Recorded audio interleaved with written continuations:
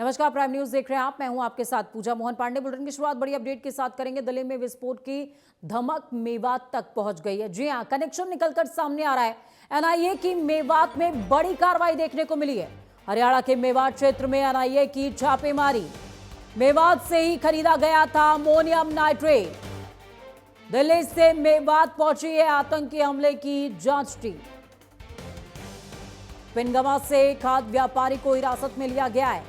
Ammonium nitrate बेचने के संबंध में अब उससे पूछताछ भी की जाएगी। बड़ी अपडेट आपसे साझा कर रहे हैं। दिल्ली कार ब्लास्ट के तार सीधे मेवात से जुड़ते हुए सामने आ रहे। ये तार लखनऊ से जुड़े, ये तार पुलवामा से जुड़े और अब मेवात। एनआईए ने मेवात में बड़ी कार्रवाई की है। हरियाणा के मेवात क्षेत्र में एनआईए की छापेमारी, रेड चल रही है। वजह समझ लीजिए, मेवात से ही अमोनियम नाइट्रेट खरीदा गया था। बड़ी अपडेट आपको बता रहे हैं, यह बेहद बड़ी खबर है। पिनगवा से खाद्य व्यापारी को हिरासत में लिया गया है। अमोनियम नाइट्रेट बेचने के संबंध में पूछताछ की जाएगी।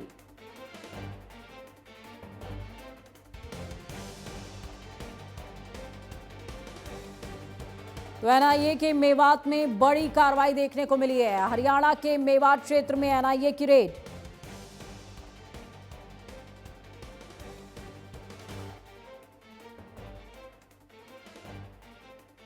बड़ी अपडेट आपको बता रहे हैं।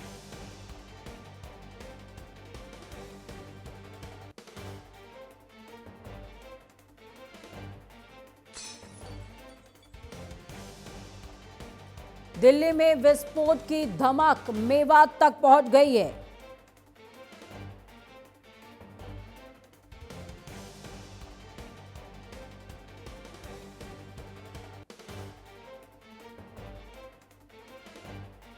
तो ये बड़ी खबर आपको बता रहे हैं, ये बेहद बड़ी अपडेट है।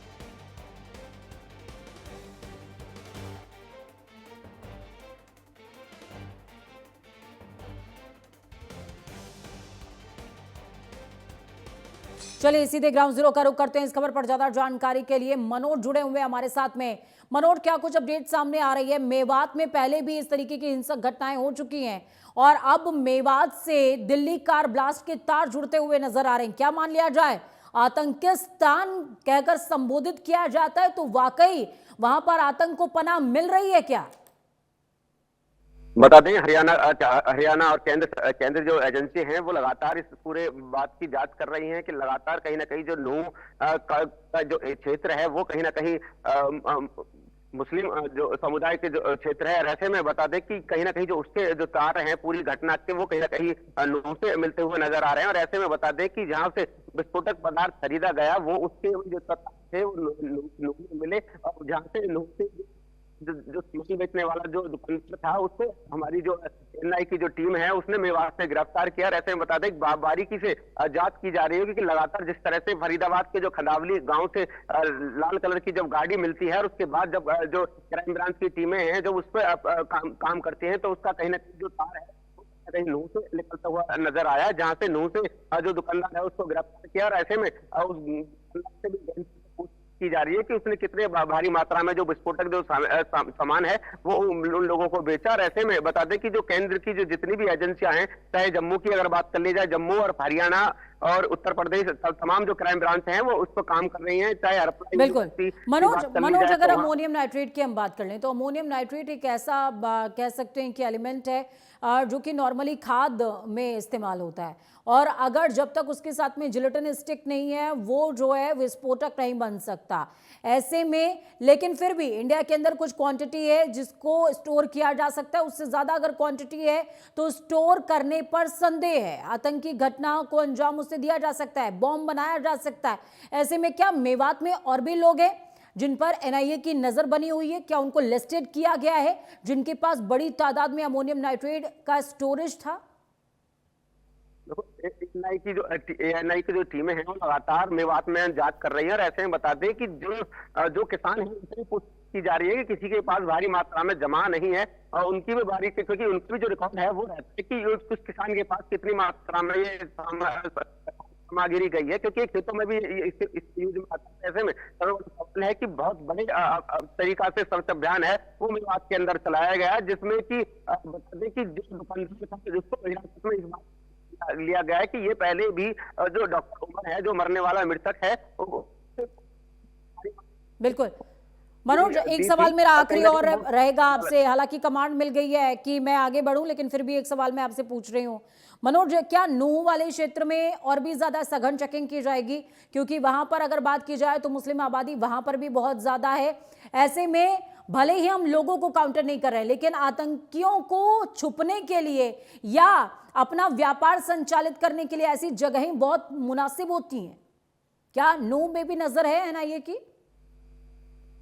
देखो, लगातार जितनी बड़ी जो ये घटना है वो कहीं ना कहीं मुस्लिम जो क्षेत्र बहुमंजिल जो क्षेत्र है, कहीं ना कहीं उसको देखा जा रहा है, क्योंकि यूनिवर्सिटी है वो भी मुस्लिम आबादी ज्यादा है, और खंडावली गांव जहां गाड़ी मिली वो भी मुस्लिम आबादी ज्यादा है, और जहां नूह से तार मिल रहे हैं वो भी कहीं इसमें बता दें कि कहीं ना कहीं आतंकवादी गतिविधियां कहीं ना कहीं शामिल है। उसको लेकर बहुत बड़ा जो सर्च अभियान है वो हरियाणा में मेवात के अंदर चलाया गया है, और ऐसे में जो भी आरोपी है चले, बहुत शुक्रिया मनोज हमारे साथ जुड़ने के लिए, अहम जानकारी साझा करने के लिए।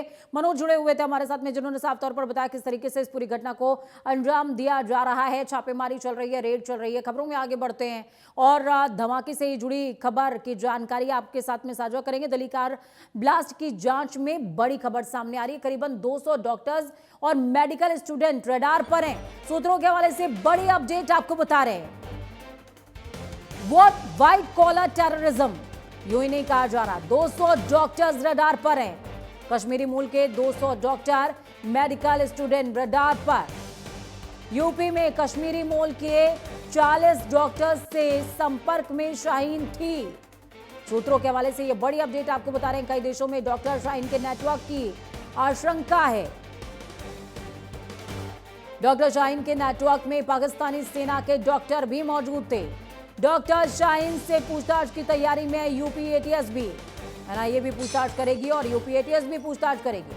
पूछताछ के लिए श्रीनगर जाने की तैयारी में यूपी एटीएस। तो ये बड़ी अपडेट आपको बता रहे हैं, बेहद बड़ी खबर है।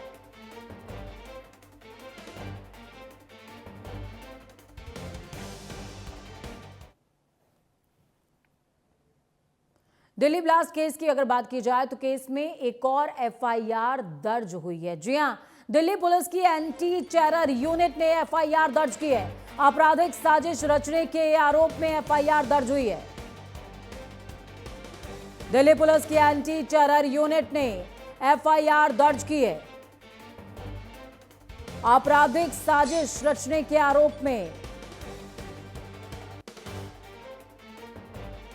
दिल्ली ब्लास्ट केस में एक और एफआईआर दर्ज हुई है।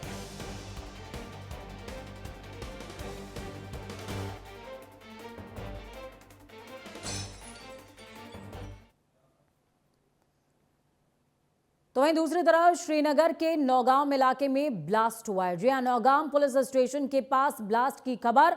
धमाके में 9 लोगों की मौत की अपडेट सामने आ रही है। 27 लोग घायल हो गए।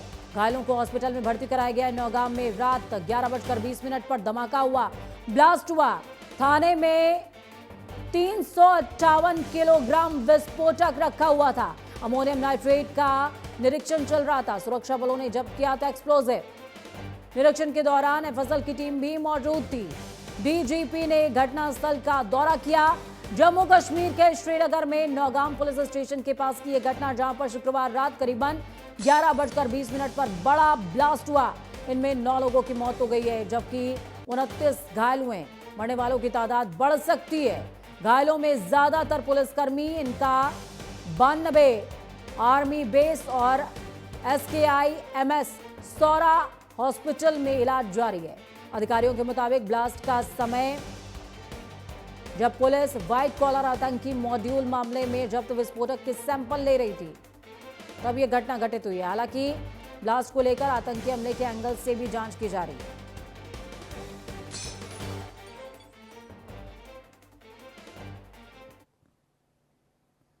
तो तो वहीं दूसरी तरफ जम्मू कश्मीर ब्लास्ट मामले पर गृह मंत्रालय की प्रेस कॉन्फ्रेंस। जी हां, सुबह 10:30 पर गृह मंत्रालय की तरफ से प्रेस कॉन्फ्रेंस।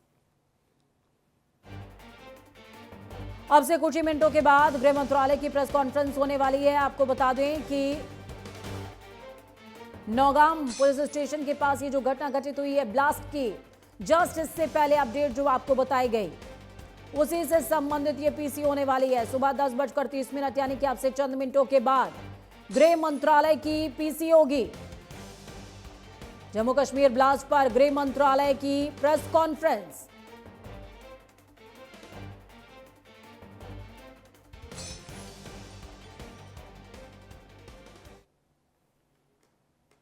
तो वहीं दूसरी तरफ दिल्ली एनसीआर एक और समस्या से जूझ रहा है। यहां के लोग परेशान हैं। वो समस्या समझ लीजिए, आबो हवा बहुत खराब है, जहरीली है।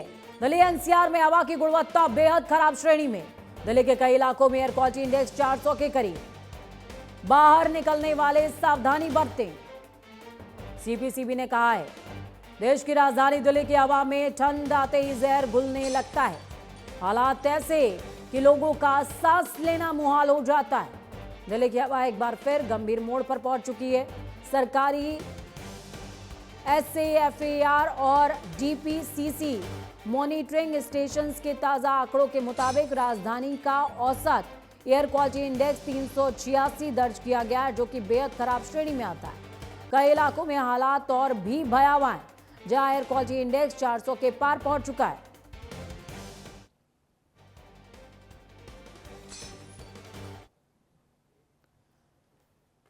तो वहीं दूसरी तरफ सीएम योगी आदित्यनाथ का आज सोनभद्र दौरा है। बिरसा मुंडा की 150वीं जयंती पर कार्यक्रम का आयोजन। 548 करोड़ की 432 परियोजनाओं का लोकार्पण और शिलान्यास। कई योजनाओं के लाभार्थियों को प्रमाण पत्र भी वितरित किए जाएंगे। महिला पुलिस के लिए 25 स्कूटी को हरी झंडी दिखाई जाएगी। पर्यटन पर आधारित पुस्तिका का विमोचन भी होगा। सीएम योगी आदित्यनाथ आज सोनभद्र जिले के दौरे पर रहेंगे। अमूमन सोनभद्र आते रहते हैं योगी आदित्यनाथ, और आज फिर उनका दौरा है, जहां सीएम योगी आदित्यनाथ बिरसा मुंडा की 150वीं जयंती पर आयोजित कार्यक्रम में शरीक होने वाले हैं। इस दौरान सीएम योगी आदित्यनाथ 448 करोड़ की 432 परियोजनाओं का लोकार्पण और शिलान्यास करेंगे। 548 करोड़ की 432 परियोजना, जी हाँ, इनका लोकार्पण भी होगा, शिलान्यास भी होगा। साथ ही कई योजनाओं के लाभार्थियों को प्रमाण पत्र भी दिए जाएंगे। इस दौरान सीएम योगी ने महिला पुलिस के लिए 25 स्कूटी को हरी झंडी दिखाने का फैसला किया है। साथ ही पर्यटन पर आधारित पुस्तिका का विमोचन भी होगा।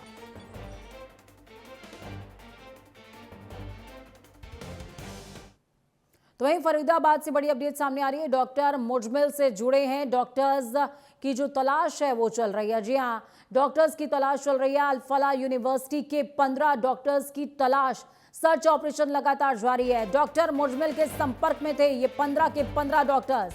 यूनिवर्सिटी के डॉक्टर, जांच एजेंसियां उनसे पूछताछ कर रही है। तलाश भी की जा रही है। अल-फलाह यूनिवर्सिटी के 15 डॉक्टर्स के फोन बंद आ रहे हैं। तो ये बड़ी अपडेट आपको बता रहे हैं।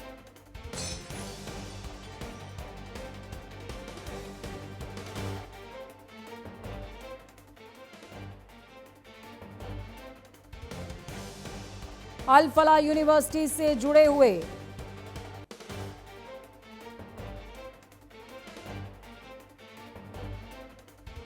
15 डॉक्टर्स के फोन बंद आ रहे हैं। बड़ी अपडेट आपके साथ साझा कर रहे हैं।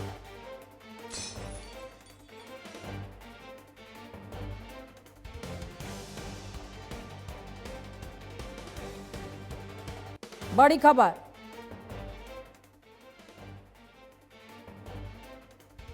बताया जा रहा है कि इन डॉक्टर्स के तार मुजमिल से जुड़े हुए थे।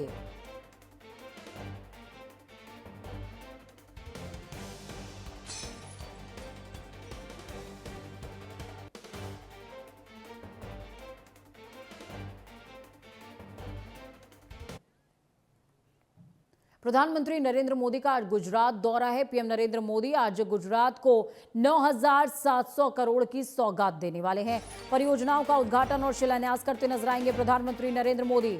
सूरत में बुलेट ट्रेन स्टेशन का दौरा करेंगे।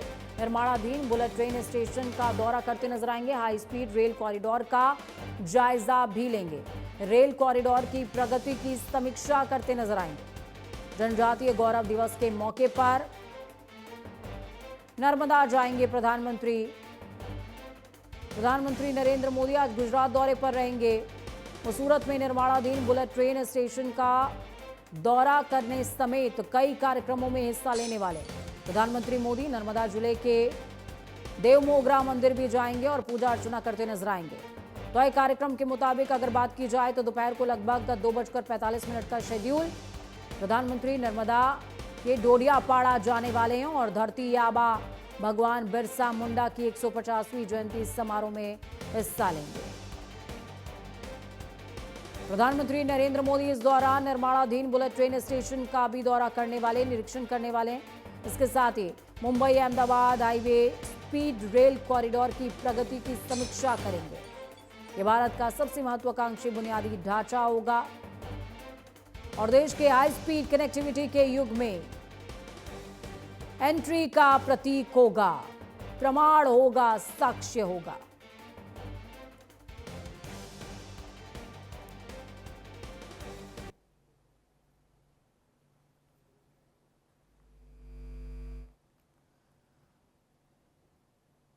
बिहार ने एक बार फिर से राजनीति के इतिहास की किताब पलट दी। 2010 की यादें ताज़ा करते हुए बीजेपी जेडीयू की जोड़ी ने 2025 में भी कमाल दिखाया और कमाल ऐसा कि 2025 में 243 में से 203 के करीब सीटों के साथ पूरे चुनावी नक्शे का रंग तब्दील हो गया है, भगवामय हो गया है। देखिए,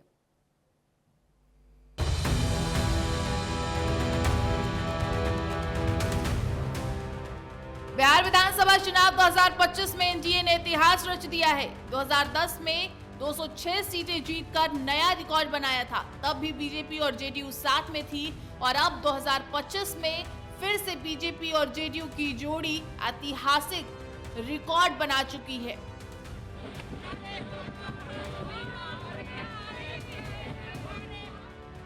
बिहार चुनाव की तस्वीर अब साफ हो गई है। 243 में से 203 सीटों के साथ एनडीए ने जीत दर्ज कर ली है, जबकि महागठबंधन के खाते में 35 सीटें हैं और इस बीच पीएम मोदी ने एक्स पर लिखा है कि यह सुशासन की जीत है।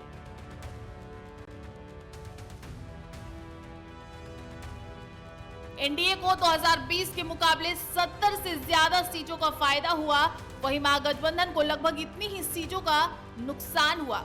पिछली बार 43 सीटों पर सिमटी जेडीयू की झोली में इस बार 80 से ज्यादा सीटें हैं। वहीं 91 सीटों के साथ बीजेपी सबसे बड़ी पार्टी बनकर उभरी है।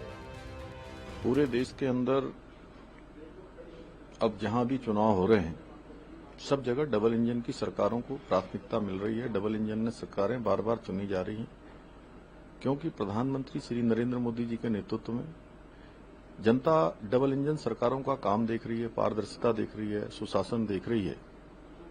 और बिहार की जनता ने भी आज इसी सुशासन पर, इसी विकास पर, मोदी जी के भरोसे पर, एनडीए के भरोसे पर अपनी मोहर लगाई है और प्रचंड बहुमत दिया है।